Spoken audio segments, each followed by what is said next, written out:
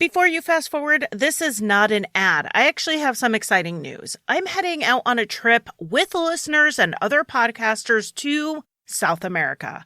We're going to visit vineyards in Chile and Argentina, explore the cities of Santiago, Valparaiso, maybe I'm saying that right, and Mendoza. We're going to talk true crime as we cross the Andes together, and we will have a local tour guide private for our group. Coming with me is Josh from True Crime Bullshit and Lainey from True Crime Cases with Lainey. So we already have 3 podcasters ready to hang out and talk about cases or even give you tips on starting a podcast, if that's what you're interested in, and really just having a fun trip to South America. As you're listening to this episode, which comes out on June 19th, the tickets go on sale tomorrow, which is June 20th. Josh, Lainey, and I worked with our trip coordinator to be sure that we were offering a unique and memorable experience. We wanted to have time and space to talk to people in a small group about true crime cases. We're going to bring some case files along with us so that you get to see what we see when we research our episodes. We're going to talk about podcasting. We really wanted to include those elements, but we also want this to be a vacation. We are going to an amazing place. We want to be able to enjoy the history and the culture and the food and the atmosphere. This trip has it all. And we put a cap on how many people can come so that we can guarantee this is an intimate experience where you're not just going to be a face in the crowd. And if you are traveling solo, don't worry, I am too, and I am a huge extrovert, so I'm going to be looking for the other solo travelers. Plus, once we get there, we'll all be one group. I'll have a link in my description box so you can go see the details of the trip, including what's included in the price, how much it costs, and options to pay for it. I know it can be a lot of money to lay out all at once, so you can reserve your spot with 25% down and then pay off the balance up to 90 days before the trip. And if you need more time to pay than that, they do offer financing through a firm, and all of those details are at that same website, same link in the show notes. That link is really the portal to this incredible opportunity. All of the information is there. There's FAQs, there's pictures of where we're going, and also, obviously, the link to book the trip. And then after you book, definitely send me an email so that I know you're coming, and then we can link up personal social media accounts, whatever we need to stay in touch as we're making plans and getting ready for this trip. So again, click the link in the show notes, find out all the information, and hopefully I'll be seeing you in South America.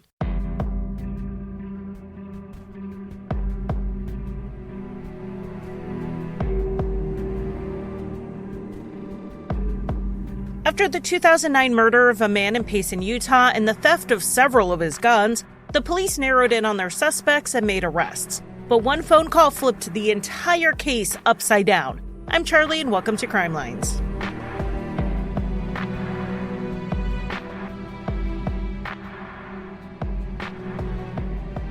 Hello, and welcome to Crimelines. Another week, another episode, and we are going to jump right in this week talking about the murder of a man named Kay Mortensen.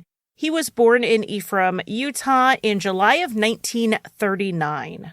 Kay was LDS, aka Mormon, and he grew up the oldest of 5 children. He was incredibly well educated, getting his PhD in metallurgy. Kay worked in the industry for a few years before he went into education. He became a professor at Brigham Young University, which is in Provo, Utah, and he worked in that spot for 33 years. He taught there so long that he was a 2-generation teacher for some of his students. Their parents had taken his classes, and then 20, 25, 30 years later, they took the class too. Kay had 4 children of his own, 2 boys and 2 girls, though he and their mother divorced in the 1980s. Sadly, one of Kay's daughters, who was 18 at the time, died in a car wreck in 1988. He remained close to his other 3 kids over the years, and eventually, as in when he was in his 60s, he remarried. His kids at that point were all grown.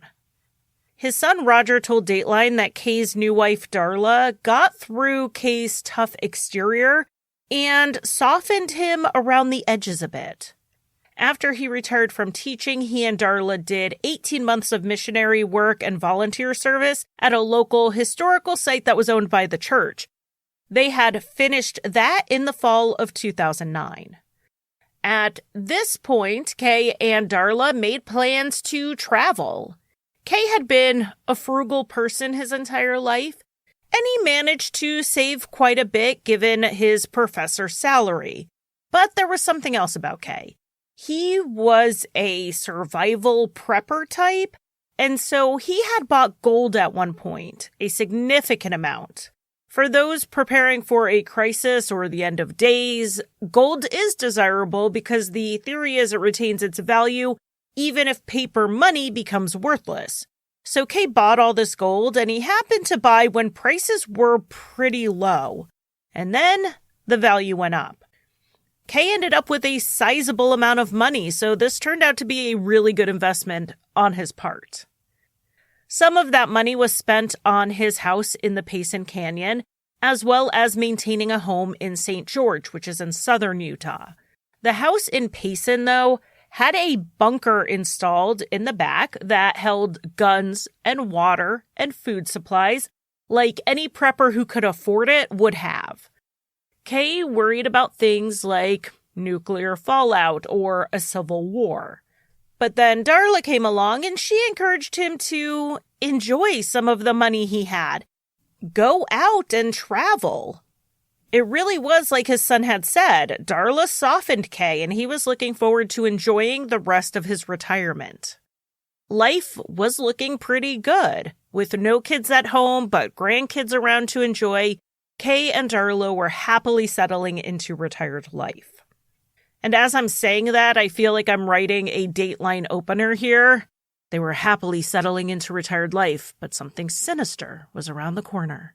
But this really is one of those cases where it felt that way. Like the cases where the victim truly did light up a room. It may feel like a Dateline cliche, but in this case, there were absolutely zero hints that their lives were going to change, and that change would cost Kay his life and tear their family apart.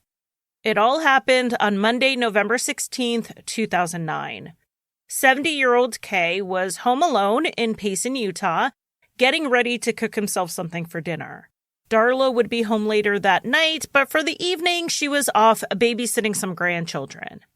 Around 8 p.m., a 911 call came in from Kay's home. It was his daughter-in-law, Pamela, who was married to Kay's oldest son, Roger. They lived about a mile away. Pam told the dispatcher that they had come into Kay's house and were met by home intruders who had tied them up. They had barely gotten free when she called 911, and Roger had gone upstairs to look for his father. While she was on the phone with the dispatcher, Roger came back down to tell her that the worst had happened. He had found Kay dead in the upstairs bathroom. The dispatcher asked Pam to describe the men who were in the house. Were they black, white, Hispanic? And Pam answered she didn't know. She was then asked how many there were, and she said maybe 3. Roger then got on the phone, and he told the dispatcher that the intruders were 2 white men, and he was sure of it, unlike Pam. Emergency services raced out to Payson Canyon, where Roger then directed them to the upstairs bathroom where Kay's body was. He was found kneeling on the ground, hanging over the edge of the bathtub, with his hands and feet bound with zip ties. His throat had been slashed, and he had been stabbed. Though the story Roger and Pam told made the investigators think that they were walking into a robbery, you wouldn't know it from the inside of the house. There were items of value that were left untouched, including some guns. But then in Kay's bunker out back, where he stored more guns, they realized that several were missing. It was estimated to be about 24 to 32 guns unaccounted for. Roger and Pam, of course, told their story to the police about how they came to be tied up, but left alive, while Kay had been killed. They told some of the story at the scene, but then, of course, they did separate interviews at the police station. And the entire thing started earlier in the day while Pam was at work. While there, she was gifted a pecan pie, which was Kay's favorite. Knowing that, Pam and Roger decided to head over there after work and bring the pie to Kay, maybe stay and visit for a little bit. It was a little bit of a re-gift situation before he and Darla left town to go back down to St. George, which is about 3.5 hours away. Pam and Roger tried to call ahead, but Kay didn't answer, which didn't seem strange because it wasn't uncommon for him to ignore the phone. When they got to the house around 7:45, Roger and Pam noticed there was a blue hatchback parked in front. They didn't recognize it as anyone they knew, but Kay and Darla often had visitors. So they knocked on the front door or rang the doorbell, they couldn't remember which, and a young man answered the door. They said he was about 5'8" and thin with short black hair that looked like it had been dyed. Pam and Roger didn't recognize him, but they assumed he was there to work on something in Kay's house. According to them, Kay and Darla had been talking about getting new carpets installed, and they had also recently had internet issues, so the guy was there for probably one of those two things. Pam asked if Kay was there, and the man said that he was upstairs. So that's where they headed. They made it a few steps up when the man told them to come back down. Pam and Roger turned around to see that there were actually two young men there. The other one fit the same description as the first, average height, slim build, and very dark hair. And one of the men had a gun, and the other was holding zip ties. And one of them said, "You're here at the wrong place and the wrong time." The men then forced both of them to the living room floor, where they zip-tied Roger and Pam at the wrists and the ankles. The men said that since they could recognize them, they were going to have to kill them. The men left the room for a period of time, and Roger started praying out loud. The men came back in, and Pam told him to be quiet. She didn't want him to inadvertently anger them or make this situation worse. But the praying actually seemed to work. The men told him to keep going, and they even bowed their heads through the rest of the prayer. The men sat down and said they weren't going to kill Roger and Pam after all, but they couldn't tell the police what really happened. They had to tell them that it was 3 black men with ski masks who robbed the house. The men then took Roger's driver's license so that they would know where he lived. They threatened to come back and kill them both if they ever told the police the truth. And then they left. Pam and Roger waited a bit to make sure they were really gone, and then they got out of their zip ties. Roger ran upstairs to look for his father while Pam called 911. The investigators listened intently to these stories, and they didn't believe them. One of the first red flags for the investigators was that Pam couldn't seem to tell the dispatcher the number of men there or their race or ethnicity, but then when they got to the scene, she knew this information. Pam explained it was because of the threat. She wanted to tell the truth, but she was also fearful that she and Roger were at risk. She called 911 so fast that she hadn't decided whether she was going to tell the truth or tell the cover story. But Roger had decided he wasn't going to hold back. His father had been killed. He was going to tell the truth so they can catch these guys, which is what he did on the 911 call. But that wasn't the only thing. The investigators also noticed some discrepancies in the statements of the two of them, though there only appears to have been one major one. They both said the men were wearing gloves, but Roger said they were blue gloves like what a woman would wear in the winter. And Pam said they were purple exam gloves. Now, while two people might mix up purple and blue, winter gloves versus exam gloves seemed like a pretty big discrepancy. There were also smaller issues with their statements, but according to Roger and Pam, a lot of that could be chalked up to a traumatic brain injury that Roger had suffered in a pretty bad ATV wreck about 12 years before. He had been on disability since then because he couldn't work, in part due to his short-term memory issues. So, in that context, it shouldn't be too surprising that he wouldn't be able to recall details perfectly given the additional stress they were under. But the police were still suspicious. I mean, Pam and Roger saw the killers full in the face and managed to pray them away. It didn't really make sense. So the investigators brought the two to the house to do a videotaped walkthrough of what happened. And they were struck by something during this process that had also caught their attention when they listened to the 911 call, and then also when they took their statements at the police station. Neither Pam nor Roger seemed terribly emotional about what had happened. They had been tied up, their lives had been threatened, and Roger found his father's body.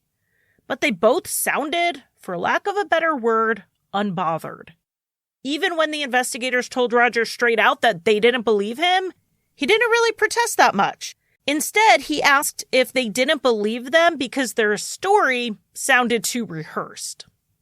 And when Pam was confronted in a similar fashion, she insisted she wouldn't have killed Kay, and she didn't think Roger would be behind it, but I'll admit there wasn't a ton of confidence in her voice. Pam's assessment, looking back, was that she was in shock, and that's why she sounded detached. And determining that someone's tone is too unemotional is a pretty subjective assessment, particularly when it's made by someone who doesn't know Roger and doesn't know Pam. If they're normally very reserved, maybe the emotion in their tone would have been more subtle. But I am going to let you hear what the police were hearing by playing just a snippet of audio from the walkthrough. This was after Roger just said he found his father's body. The source for this audio was the Dateline episode on this case, and I assume it was provided to them by the police. Before I hit play, though, I want to say that his manner of speaking in this audio is pretty similar to how he spoke in his interview with Dateline. So I want you to listen to the tone, but don't pay too much attention to the cadence or read into it. It really is just how he talks. I came back downstairs, and my wife was talking at the time to 911 dispatch, and I said, "He is dead." So I think you can hear what the police were calling unemotional in that clip. The investigators asked the couple to take polygraphs, which they did, and Pam's ended up being inconclusive, but Roger failed his. I know my audience, and I'm sure a bunch of you already know what's wrong with this. Even if someone puts a lot of faith in polygraphs in controlled situations, Roger had a traumatic brain injury. It impacted him to the point that he could not work. I didn't want to just assume on my part that this meant Roger's polygraph results would be more likely to be faulty than the average person, so I looked it up. There was a study published in 2014 that I admittedly did not read in full, but I did read the abstract, and that's not nothing. And in this study, they administered a polygraph test to 60 people with TBIs and 60 people without. For those without, the overall accuracy was 86.7%, but for those with the TBI, it was 61.7%. The recommendation from this study was that those with TBIs needed additional communication and maybe even an assessment of their abilities prior to relying on their test. And I'm not sure they did that here with Roger. Failing a polygraph is obviously not going to make the police suspect you less. And to the investigators, the story of the home invasion just didn't make sense. Kay lived in survival mode to the point that he had a bunker and nearly 100 guns. So why was there no sign of a forced entry or a struggle? Why didn't Kay fight back or go for one of his guns? Was it possible it was because he knew his killer or killers and he didn't know that he was in danger? And then there was the motive of most home invasions, theft. Where were the tossed and ransacked drawers or the emptied jewelry boxes? Kay had an extensive gun collection, but none of the expensive guns were taken, just the less expensive ones that he kept in the bunker. So what thief would leave behind more valuable items? Maybe it was a thief who thought that those nicer things were coming to them in the form of an inheritance. Kay had put his estate in a living trust so that things would just pass on to his children. Roger was in for a hefty inheritance, and the police believed the couple needed that money to get out of some financial trouble. The couple had some debts, some that were in arrears, and when the police searched their home, they found their mortgage payment book showing several past months of unused slips.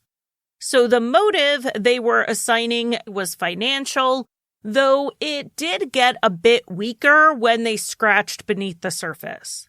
The couple did have debts, and sometimes they were late paying their bills, but it was nothing they couldn't pay. And the mortgage wasn't actually behind. The reason the mortgage slips were there is because they switched to paying online. And on top of that, if Roger really was in financial trouble, the police had no proof that Kay wouldn't have just helped him out if he asked. There were no documented fights between the men over money or really anything else, and all reports were that Roger and Kay had a good relationship.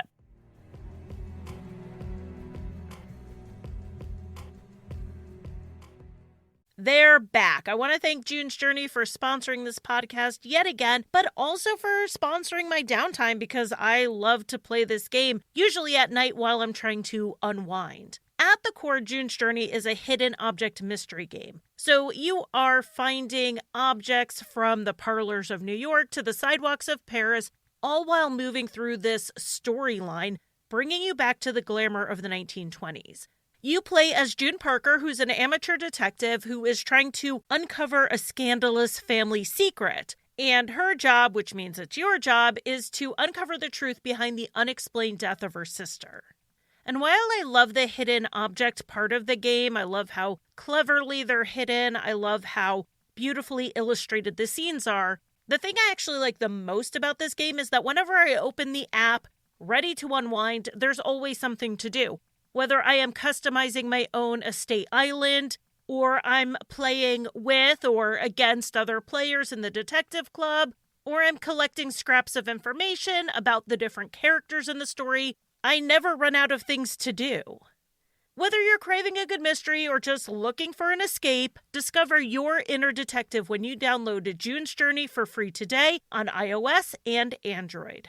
At Ameris Bank, we're with you. We asked our team what that means to them. We're with you means we have a partnership. It's a relationship. We're here for the long haul. We have a solution for each and every person that chooses to bank with Ameris. When you're starting your first checking account, starting your own business, buying a home. Personally, commercially, corporately, whatever needs you have. We take great care of our customers. We're with you. We're with you. We're with you. Learn what it means for you at amerisbank.com/withyou. Equal housing lender, member FDIC.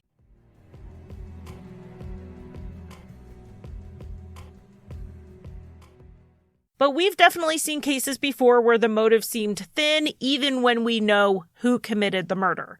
Just go back and listen to my Latrice Curtis episode. It came out in March of this year, 2024.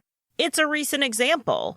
I still can't wrap my head around that motive, to the point that I thought the killer might be innocent before I reminded myself of all of the other evidence against him. And as the police were looking into the motive for Roger, they also learned that he had a criminal record. His wife had gotten a protective order on him, and he was convicted of violating it in 2000. And then in 2003, he was arrested for an assault. He made a deal in that case to enter a plea in abeyance. And this is like a deferred prosecution setup. Roger would have pleaded either guilty or no contest. And then if he successfully completed the terms of a probationary period, which he did, the charges would be dropped.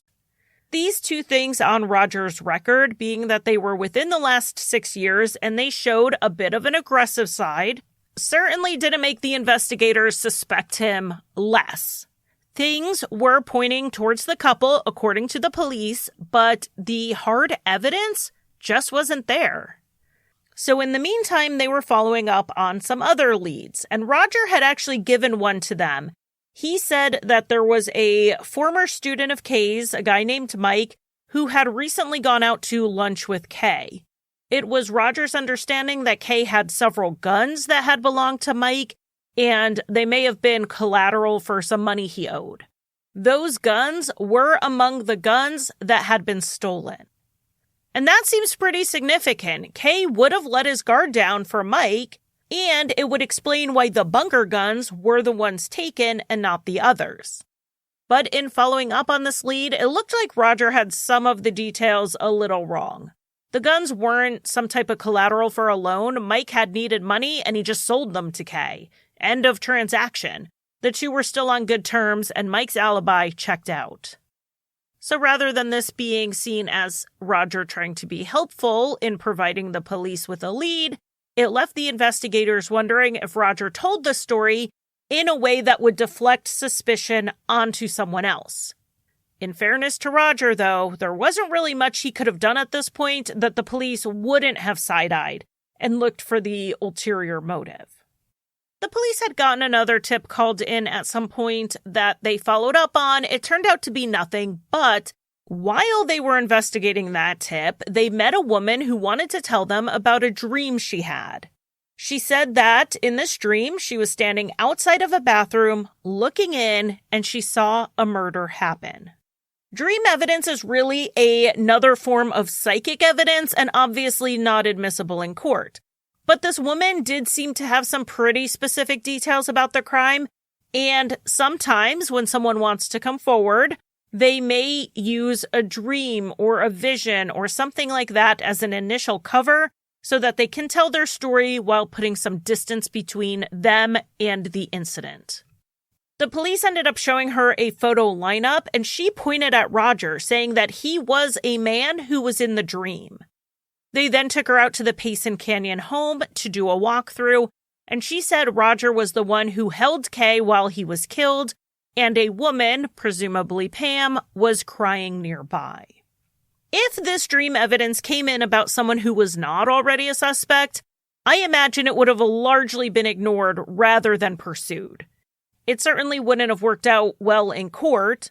The woman who had this quote-unquote dream admittedly used methamphetamines, and she never said she was there when Kay was killed. She kept insisting this was just a dream. So unless they could connect her to Roger and have the dream presented as something she actually witnessed in the physical realm, no judge was going to let this in. I think the police only pursued this information because it validated what they already thought. And as for the family and friends of Kay Mortensen, they were kind of torn on this. Kay's funeral was tense with this cloud of suspicion over Roger and Pam. Roger's sister even asked him to just tell her what really happened, but the police had told Roger not to talk about it, so he told her he couldn't tell her. Darla, Kay's widow, initially believed Pam and Roger were also victims of this home invasion, but then she listened to the statements they gave to the police, and she started suspecting them.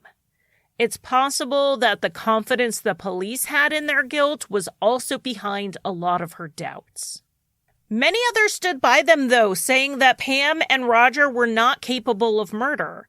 And as the investigation dragged on for months and months, it seemed like no one was going to get a clear answer about Roger and Pam's involvement. That was until July of 2010, 8 months after the murder. The prosecutor decided to make an unusual move. He presented the case to a grand jury. Now, that's not at all uncommon in other jurisdictions, but in Utah, grand juries just are not commonly used. But a grand jury does give the prosecutor the power to subpoena witnesses, which may be why he wanted to go this route. After the grand jury heard the state's case, again, only the state's case is presented at grand juries, the jury deliberated for 1 hour before coming back with 2 indictments. One for 48-year-old Roger Mortensen and one for 34-year-old Pam Mortensen. The 2 were immediately arrested and charged with murder and obstruction of justice. After the arrests, their attorney told KSL News that he was surprised that they were indicted. He knew they were suspects, but he was first surprised it went to a grand jury, since that's uncommon, and then surprised that they had enough evidence against his clients to come back with an indictment. The police also commented in the media on the indictments, and they said that everyone in the family had cooperated with them, except for Roger and Pam, which, looking back on this case, I think is an entirely unfair assessment. They gave statements, they did a walkthrough of the crime scene, and they took polygraphs. And guess what happened? They became suspects. So they then hired an attorney. Sure, no one else in the family lawyered up, but they also weren't suspects. And I find comments from the police like this to the media to be reckless because they are potentially poisoning the jury pool. And it also is telling the public that if you lawyer up, it indicates guilt, which means people who are innocent are less likely to ask for an attorney, even when they absolutely should have one. Bob Mata with the Defense Diaries podcast says you need an attorney, especially if you're innocent. Another thing I feel was taken out of context was the sheriff's department said that Roger and Pam refused to work with a sketch artist to get composites made of the home intruders. But that isn't the whole story. The two were at the station with their attorney for something else, and a sketch artist was ready to work with them, but their attorney had to be in court. They expressed a willingness to do it another time when their attorney could be present, but according to their attorney, the police never tried to reschedule. So yeah, they wouldn't sit for the sketch artist at the time their attorney couldn't be present, but they didn't refuse to do it, period. And taken on the whole, I think Pam and Roger cooperated more than they should have. So the two ended up facing murder charges and obstruction of justice charges, but those would not be the only ones for Roger. Something the investigators did not have in this case, and I know they were looking for them, were the missing guns. We're talking at least 24 guns, so it seemed unclear where Pam and Roger could have stashed them in the time they had before calling 911. Because their house was just a mile down the road, that seemed like a logical location. But a search of the house didn't find any of the stolen guns there. They did find some of Kay's guns hidden in Roger's house, but they were ones that were taken out of Kay's home after his death, not the day of. But there was a big issue with Roger taking these guns, even if he had permission from his siblings or Darla or anyone else who is inheriting from the estate. Roger had a felony theft charge on his record. In 1998, he pleaded guilty but mentally ill to that charge. So Roger was a convicted felon, and as such, he was barred from possessing firearms and ammunition. So he was charged in federal court with one count of being a felon in possession of firearms and ammunition. Pam and Roger, who had been using the same attorney before their arrests, ended up having to get separate attorneys after. This was the right decision because there was a clear conflict of interest. If these two were co-conspirators, it might be in one of their best interests to roll over on the other one to make a deal. And according to Pam, the state offered her a deal in exchange for testifying against Roger.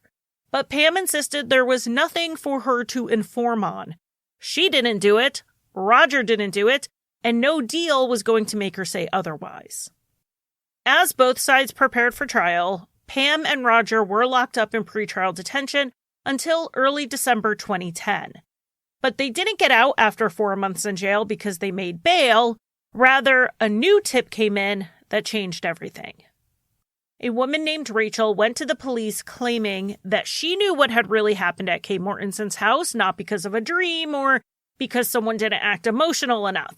It was because the real killer, her 23-year-old ex-husband Martin Bond, had confessed to her. Rachel told the investigators that Martin said that he and his friend, 23-year-old Benjamin Reddig, went out to Kay's house in order to steal some guns. Martin had known Kay for several years, as Kay was a friend of his father's, and he knew that Kay had a large gun collection. But something went wrong while they were there, and according to Martin, Ben killed Kay. Because the police were actively looking for the guns, Martin and Ben knew that they couldn't do anything with them, like sell or trade them, right away. They had to wait until things cooled off, so the two buried the guns in the desert near their home in Vernal, Utah, which is about 3 hours away from Payson. I have been to Vernal. My father-in-law was from there, and he is buried there. And to say the vernal desert does not narrow it down much, but Rachel said they weren't actually still there. And even better, she knew where they were. It was late March 2010, months after the murder, that Martin decided he had to move the guns. He seemed worried not that the police were onto him at that point, but that if they ever were, Ben would sing like a canary, and he didn't want Ben to be able to lead them to all of the evidence. He asked Rachel if she would rent him a U-Haul in her name, which she did, and then Martin loaded the truck up with the guns, and they drove out to a park in Dry Fork Canyon, which is about 15 minutes outside of Vernal. Martin then buried the guns in the woods while Rachel entertained their young son, and she even took some scenic pictures of the cliffs in the area. At least one of the pictures she took showed Martin standing by the U-Haul. Rachel and Martin were not together, but they had stayed friends, and he was, of course, the father of her son, so she certainly didn't want to see him go to prison, but what she knew, what he had told her, was really weighing on her. She tried to avoid thinking about it, and that included trying not to pay much attention to the news about Kay's murder. She knew the police suspected some family members of Kay's, but she entirely missed the news about the arrests. Rachel ended up confiding in her friend Peter about what Martin had confessed to, and he told her that two people who were not Martin and Ben, had been arrested in this murder. She immediately checked the news and saw that it was true. It was one thing to carry the burden of an unsolved murder, but another thing to know two innocent people were locked up and about to go to trial. That's when Rachel decided she had to go to the police on December 5th, 2010, and she told them everything she knew, including where they could find the buried guns. The investigators went out to the park outside of Vernal that Rachel directed them to, and her information was good. They dug up several of Kay's missing guns. They then searched Martin's home, at which time they spoke with him and he denied involvement. But then they found additional guns, most of which had the serial number scratched off, but thankfully, he hadn't gotten to all of them, and they found one of the guns in Martin's house was registered to Kay Mortensen. At that point, Martin knew he was caught, and he admitted his involvement. He then led the police to more of the guns, and around 25 were found in all. Martin implicated his friend Ben Reddig, who Rachel had already named. So the investigators went and searched his home, where they found Roger Mortensen's driver's license. Just like Roger said, the men took his license so they knew where he lived, so they could come back and kill him if he and Pam talked. Martin and Ben were then taken into custody, and they both ended up giving full confessions, but with a few contradictions. Each man tried to lessen his own culpability. Let's start with the basic story as best we can tell it happened. One day, a day or two before the murder, Martin and Ben were hanging out playing video games when the topic of survivalists and preppers came up. Martin mentioned his dad had a friend like that, Kay Mortensen, who kept his house just stockpiled with guns. The conversation then led to, what if they robbed Kay and took some of those guns? They could probably get thousands, maybe even tens of thousands of dollars on the black market. So who brought up robbing Kay first? According to Ben, it was Martin's idea from the start. But according to Martin, it was Ben's idea that he reluctantly went along with, but told Ben he would only go through with it if no one was home. Being that Kay and Darla spent most of their time at their house in St. George, it really was bad timing that Kay actually was in Payson that night.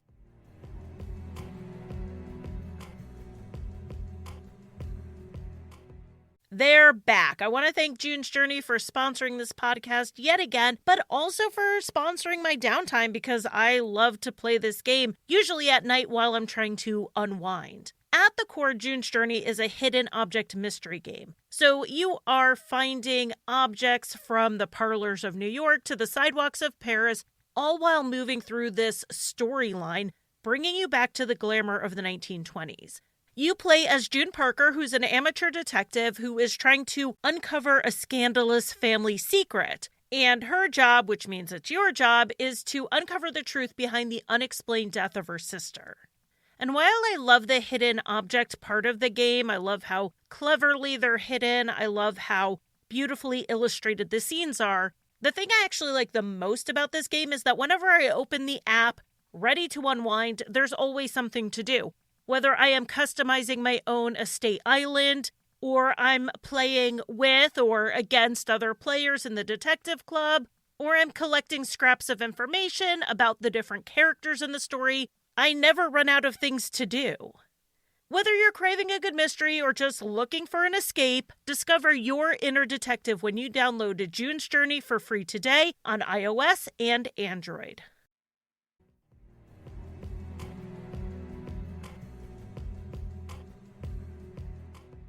The two men didn't spend a lot of time making their plan. According to Ben, Martin called him at work on November 16th and told him to come over, and they left from there to go to Payson.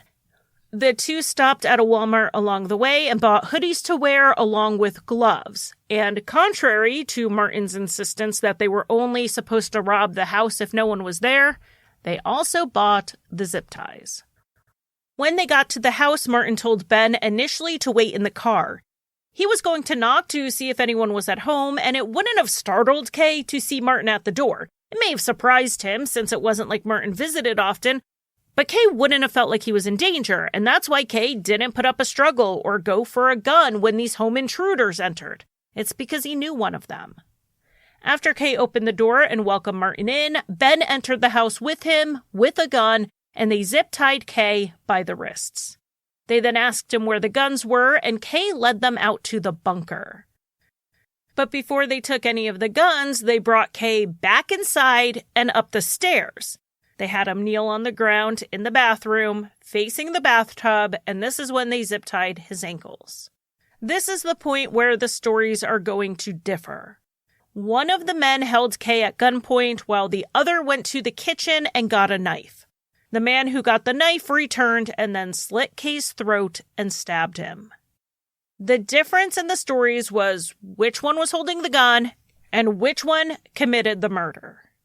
Obviously, they were pointing the finger at each other, and Martin told the police what he had told his ex-wife. He held the gun while Ben killed Kay, and after he did it, Ben made some comment related to a gladiator. But Ben said he was the one holding the gun the entire time, from when they entered the house until they left. He thought that when Martin left the bathroom, he was going to get the guns. Instead, Martin came back with a knife and killed Kay. The two were still in the bathroom after having just killed Kay when they heard Pam and Roger at the door. And then everything happened the way Pam and Roger said. Ben said he was the one who convinced Martin not to kill them by literally stepping in front of them to stop him. Martin said he was the one who convinced Ben not to kill them. Ben held Roger and Pam at gunpoint while Martin went to the bunker and loaded up as many guns as he could. They then took off back to Vernal. Martin and Ben's stories, with their contradictions, leave some questions like who actually killed Kay. But what it did clear up was the question of Pam and Roger's involvement. They had been telling the truth the entire time. They had spent 4 months behind bars, and 4 months is enough to significantly impact your life. If you were working, you may have lost your job. If you didn't have someone on the outside able to pay your bills and your mortgage or your rent, what happens when you get out? You have to catch up on all of that. And that's just the practical side of things. Whether you're guilty or not, you're going to face those issues. But what if you were innocent, getting ready for the uncertainty of a trial that could end in the death penalty? Or you're looking at spending the rest of your life in prison for a crime you didn't commit. I don't know that we can ever fully understand the psychological impact of those 4 months.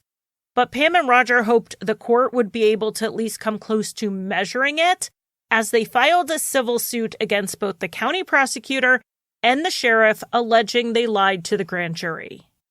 In the meantime, the police were trying to figure out if Ben or Martin was telling the truth about who physically committed the murder.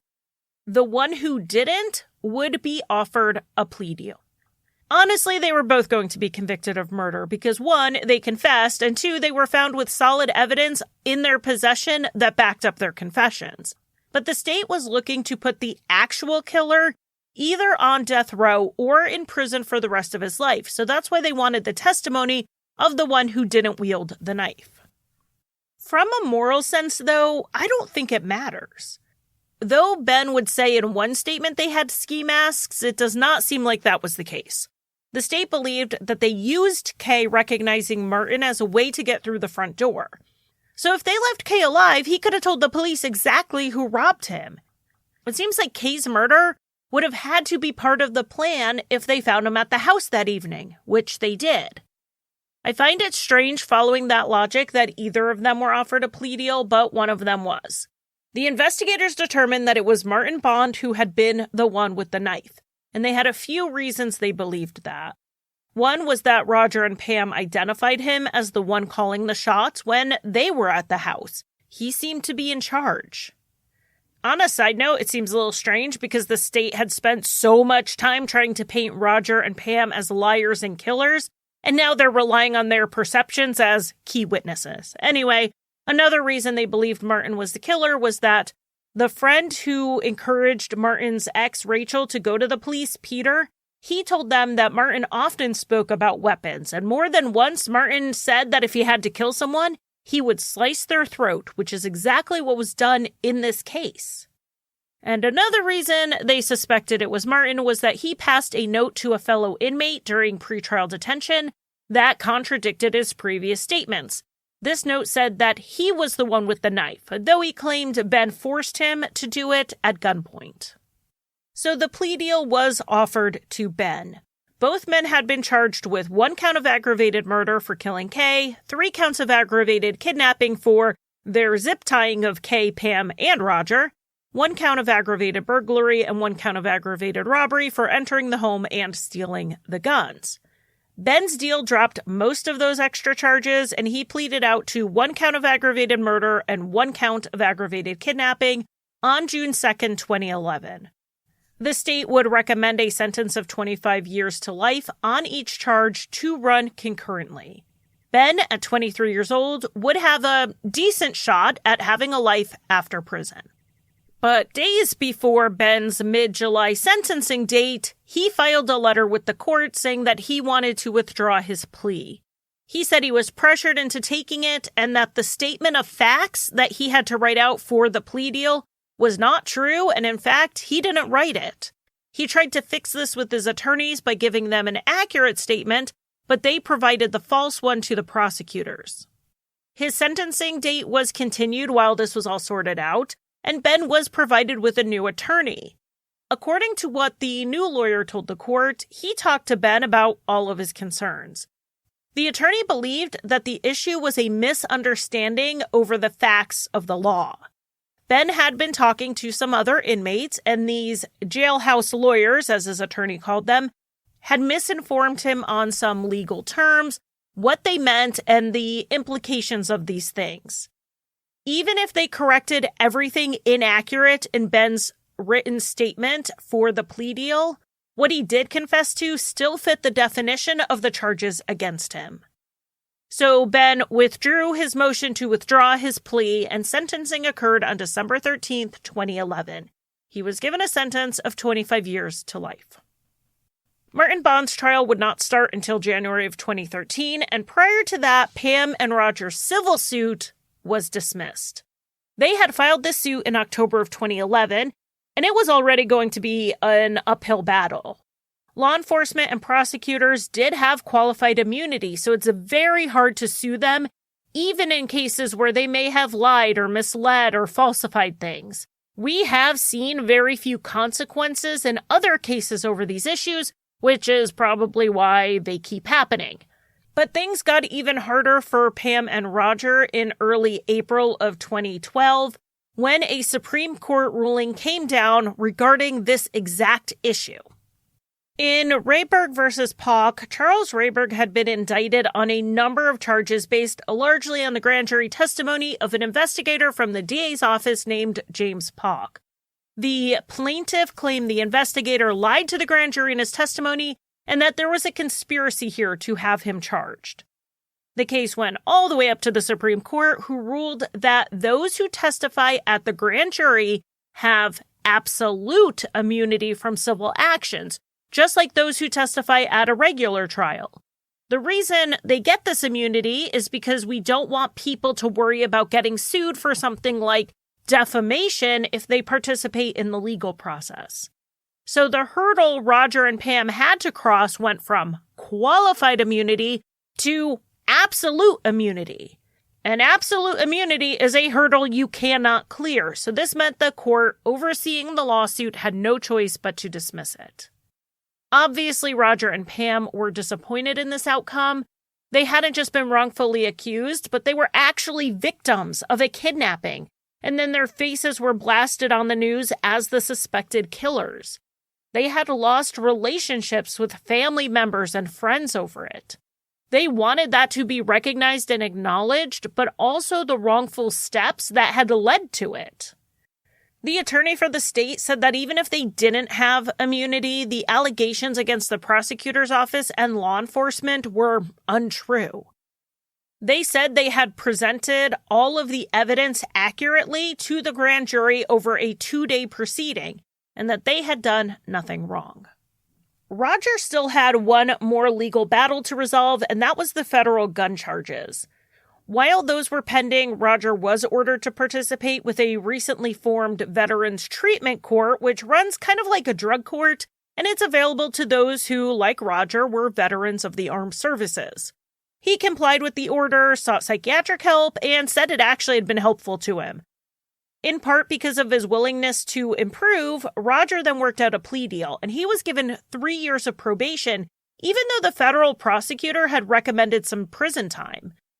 The judge told Roger that she believed he could make it, but that didn't mean she wouldn't be watching him very closely. So, with all of that wrapped up, that gets us to Martin Bond's trial. With a capital murder charge in Utah, Martin was facing the death penalty, life without parole, or life with parole. That is quite the range of sentences, and Martin entered a sentencing deal ahead of trial. Should Martin be convicted, the state would not ask for the death penalty if Martin conceded to life without parole. I can't remember another case I've covered where there was a sentencing deal without there also being a plea deal, so I'm wondering how common this is.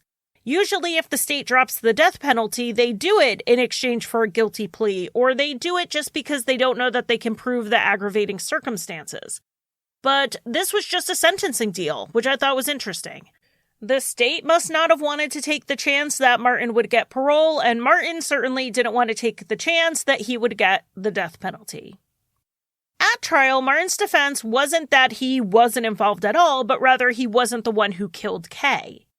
So while having the state arrest the wrong people the first time around normally will give the defense a leg up, it didn't really do that in this case because they weren't presenting Roger and Pam as alternative suspects. They were accepting that they were also victims.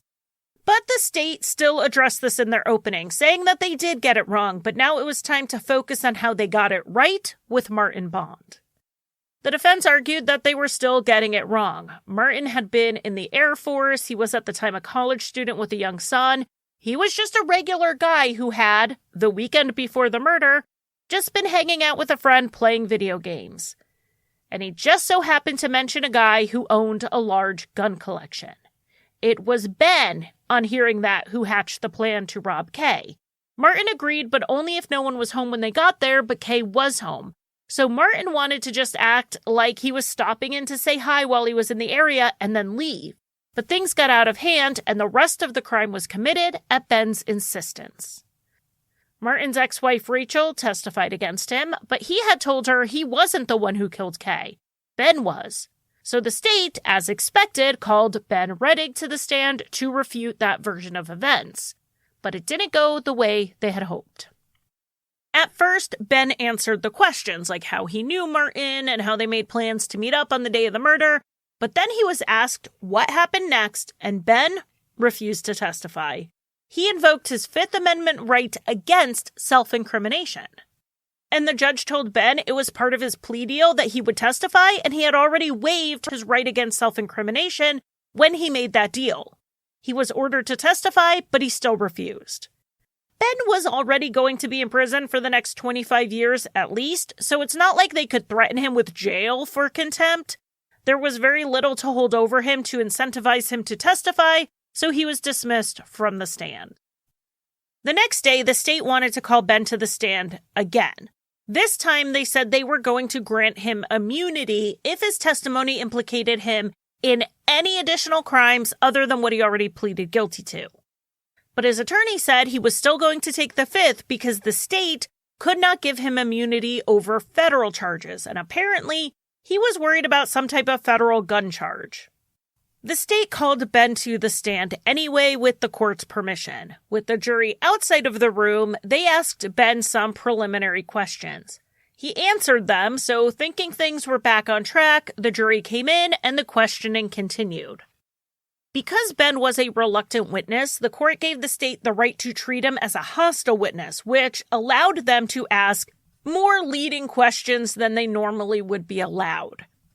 And Ben answered a few of the questions until it started getting to the details of the crime, at which time Ben again invoked his Fifth Amendment.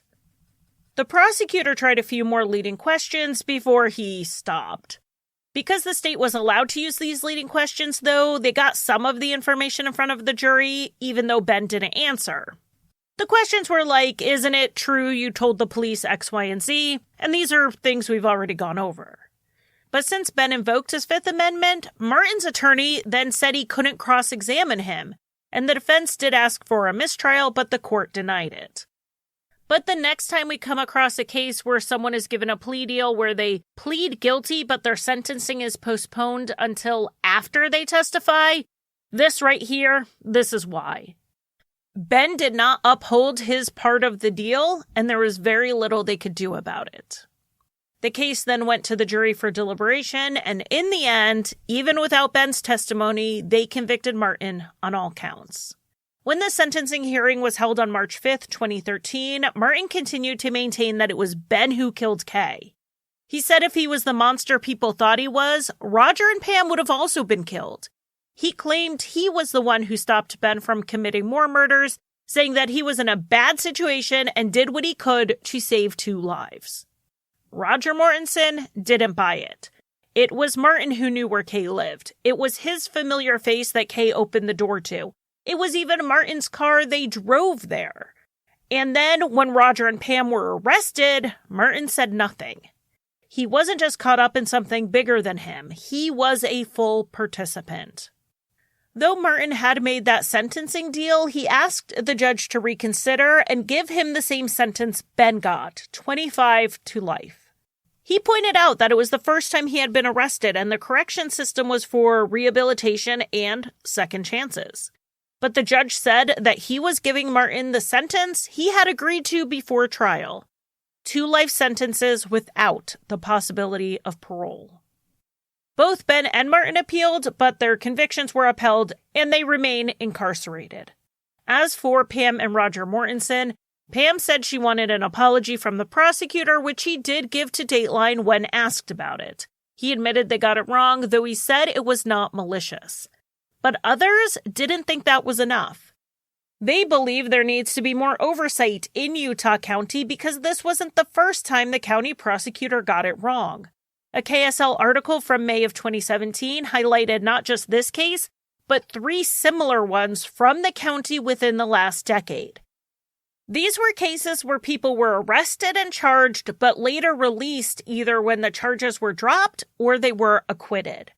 One was a city councilman from Provo who was charged with 10 fraud-related felonies that were all dismissed after 4 years of legal wrangling. Another was a former beauty pageant winner who was accused of stealing products, but those charges were dismissed by a judge. And then there was a man who was convicted of murdering his wife, but had it overturned on appeal because someone testified incorrectly about pretty significant evidence. and then on retrial, he was acquitted.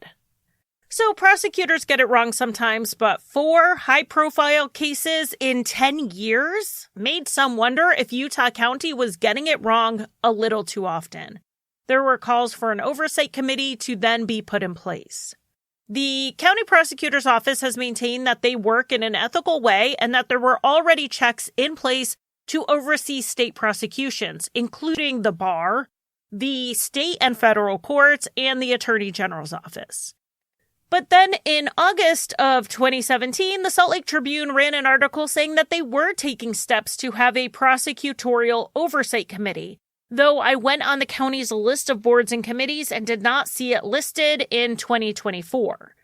I did see, though, that they had a county weed control board, and I thought it was interesting that they had that on a county level and not state. But then I clicked on it, and they meant weeds like poison hemlock and thistle and other invasive species. They didn't mean like weed. So for all of you who left me reviews because you like my show because I'm so smart, here's some evidence to the contrary. Anyway, I wanted to cover this case because I find coverage of cases like this and putting a spotlight on them is sometimes as close as we will get to oversight. We have to make these types of cases public so that we stop seeing the state like an episode of Law & Order where the cops mostly follow the rules and the state only tries guilty people. This case came very close to being a wrongful conviction, actually 2 wrongful convictions. And I could have picked any number of other cases to illustrate this, but I picked this one because it made me think about something I said back in the McKeeva Jenkins episode a couple of weeks ago. I said that I'm someone who says you can't judge someone's guilt based on their reaction, but one of the suspects in that case really sounded guilty in his interview. That's why I wanted to play the clip of Roger talking to the police. The tone of his reaction absolutely did not sound like someone who was distressed over the death of his father to me. But he was. He just wasn't being demonstrative. We have to be careful not to put too much weight in our own abilities to read people. I do it all the time. Sometimes I'm right, like Chris Watts in his news interview. And sometimes I'm wrong, and I would have absolutely been wrong in this case. If I saw Roger's video not knowing the outcome, I would have thought he sounded guilty, and I imagine a lot of people on a jury would have thought the same. The reason a jury didn't get the chance to make that judgment call was only because Rachel came forward. And in doing so, she didn't just get justice for Kay Mortensen.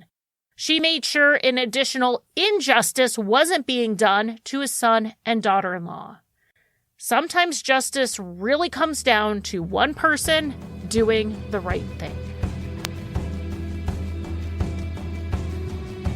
Thank you for listening. If you want more content, check out my other show, Crimelines and Consequences, wherever you get your podcasts. I also offer bonus content and ad-free listening at patreon.com/crimelines or through the Apple Podcast app.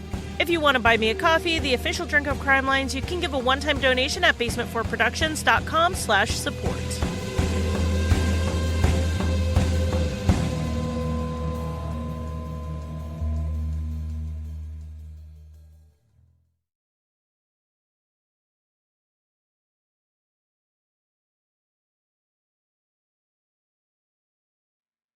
When your first stop is Maverick, your next stop can be any adventure you crave. We've got great values on fuel, fresh-made bonfire food, and all your favorite snacks and drinks. So hurry over and have a blast on your next stop. Maverick.